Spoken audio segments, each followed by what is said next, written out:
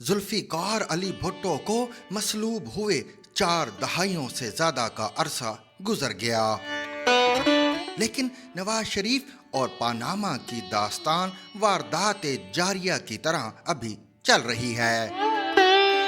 गवाहियां हैं कि थमने में नहीं आ रही। पानामा का फैसला फर्द जुर्म की शक्ल इख्तियार कर चुका है और इसे तहरीर करने वाला गिरोह मुनसफियान कटहरे में खड़ा है, जिसके सुर्खेल जस्टिस रिटायर आसिफ सईद खोसा थे। मारूफ कानूनदान हामिद खान ने एक टॉक शो में कहा कि चीफ जस्टिस अनवर जहीर जमाली सियासत में नहीं पढ़ना चाहते थे, इसलिए वो ज़्यादा आगे ना बढ़े, लेकिन उनके जाने के बाद अदालत का माहौल बदल गया। नवाज शरीफ के खिलाफ पानामा का फैसला अदालती फैसले से बहुत पहले हो चुका था। इस इंकिशाफ की फजीलत सिर्फ इस कदर है कि ज़बाने गैर के जरिए सामने आया। अलबत्ता बिरादर अजीज सुहेल वड़ैच ने पीटीआई के किसी आला ओहदेदार के हवाले से वाकई एक बड़ा इंकशाफ किया है।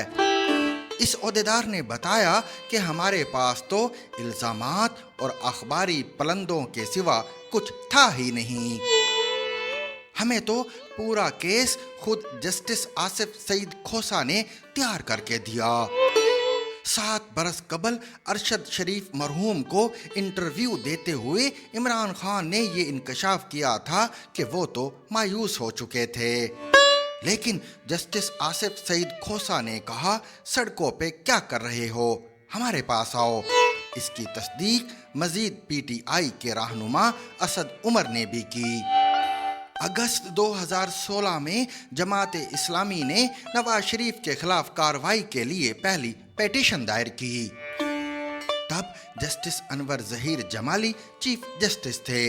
3 दिन बाद 5 बड़े एतराज़ात लगाकर इसे नाकारा, फजूल, खोखली, लायानी, गैर संजीदा और ओछी फ्रिवलियस करार देकर वापस लौटा दिया गया। कुछ दिनों बाद तहरीक इंसाफ की पिटीशन का भी यही हशर हुआ। खान साहब मायूस होकर जोलागाह कूचाए बाजार को लौट आए। नवाज शरीफ को सियासत बदर करने की अस्करी मंसूबा साजी जनरल रिटायर फैज हमीद के हाथ में थी। सुप्रीम कोर्ट में इस कार्य अजीम के लिए जस्टिस खोसा का इंतखाब किया गया। पीटीआई को सुप्रीम कोर्ट आने की पेशकश के फौरन बाद फजूल, नाकारा और लायानी पिटीशन मुकद्दस और मोतबर ठहरी। नापाक ठहराई जाने वाली पिटीशन को गुस्ले तहारत देने वालों में जस्टिस खोसा पेश थे। अनवर जहीर जमाली इस लायानी पिटीशन को कड़ी हुदूद के अंदर रखना चाहते थे, लेकिन वो दिसंबर में रिटायर हो गए। साकिब निसार ने जस्टिस सईद खोसा की सरबराही में नया बेंच तश्कील दे दिया। उधर राहिल शरीफ रिटायर हो गए और नवंबर के अवाखिर में फौज की कमान जनरल कमर जावेद बाजवा ने संभाल ली। एक तरफ बाजवा और फैज हमीद इदारा जाती फैसले को आगे बढ़ा रहे थे, दूसरी तरफ साकिब निसार और आसिफ सईद खोसा इसके पासबान बन गए। जिस तरह जनरल बाजवा ने नवाज शरीफ से निजात का मिशन जनरल फैज हमीद को सौंप दिया, इसी तरह साकिब निसार ने पानामा के हवाले से सारे इख्तियारात आसिफ सईद खोसा के हवाले कर दिए। खोसा की सरबराही में बेंच बनते ही एक दिन चीफ जस्टिस साकिब निसार ने रजिस्ट्रार अरबाब मोहम्मद आरिफ को अपने चैम्बर में तलब किया। रजिस्ट्रार पहुंचे तो देखा कि जस्टिस खोसा भी तशरीफ फरमा थे। साकिब निसार ने तलकीन के लहजे में हुक्म जारी किया, आज के बाद पानामा केस के तमाम मामलात जस्टिस खोसा देखेंगे, चाहे वो अमूमी इंतजामी नोयत के हों। अपने अपने मुख्तार कुल से मुख्तार नामे लेने के बाद फैज हमीद और आसिफ सईद खोसा बेमुहार हो गए।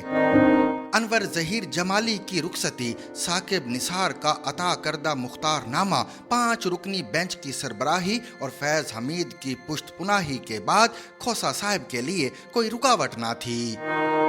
कानून और इंसाफ पर यकीन रखने वाले जज के सामने सबसे बड़ी रुकावट अपना आईनी हल्फ होता है, जो लाजिम करार देता है कि फैसले बिला रगबत और अनाद करो। लेकिन पानामा के हवाले से जस्टिस खोसा के फैसले के एक एक लफ्ज से बुग़्ज़ व अनाद का ताफ़ुन उठ रहा है। JIT के लिए हीरे भी खोसा ने चुने। अंसार अब्बासी की स्टोरी आने पर जब वजीर आजम नवाज शरीफ के सेक्रेटरी फवाद हसन फवाद ने सुप्रीम कोर्ट के रजिस्ट्रार अरबाब मोहम्मद आरिफ को फोन करके हकीकत हाल जानना चाही, तो रजिस्ट्रार ने बताया, मुझे जस्टिस आसिफ सईद खोसा ने ऐसा करने को कहा था।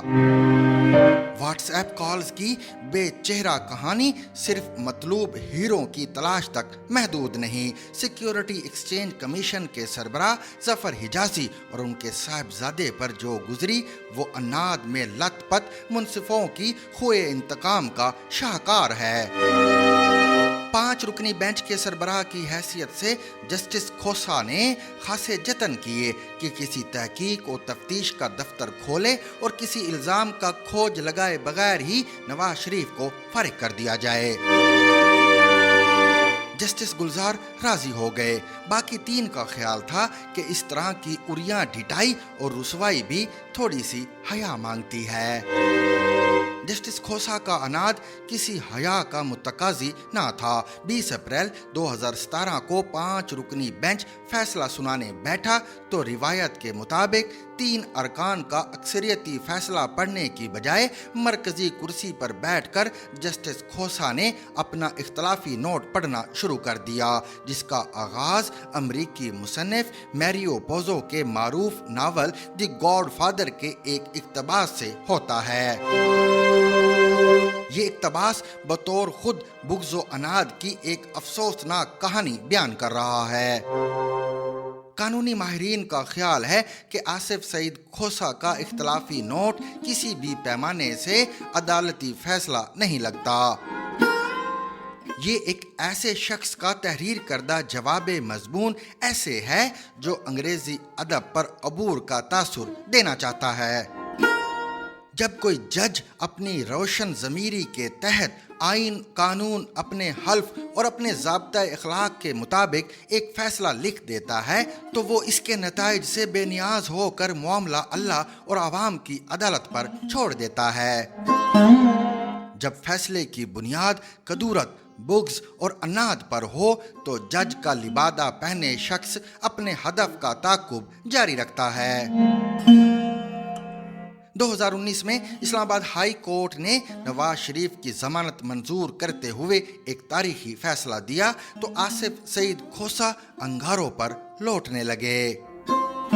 फैसला तो ना पलटा, लेकिन अदालत को खरी खरी सुनाई और जमानत के लिए इतनी कड़ी शराइत आयद कर दी कि वो मुमकिन ही ना रही।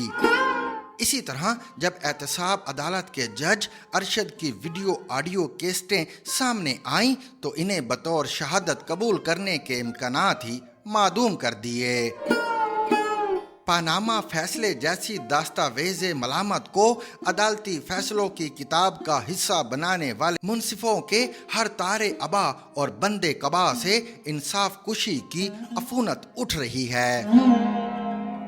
280 आर्टिकल्स और हजारों झेली शिकों पर मुश्तमिल आईने पाकिस्तान इनका कुछ नहीं बिगाड़ सकता, क्योंकि ये खुद आइन की तशरी और ताबीर करने वाले हैं और ये बात ना बने तो मर्जी का आइन भी खुद लिख लेते हैं।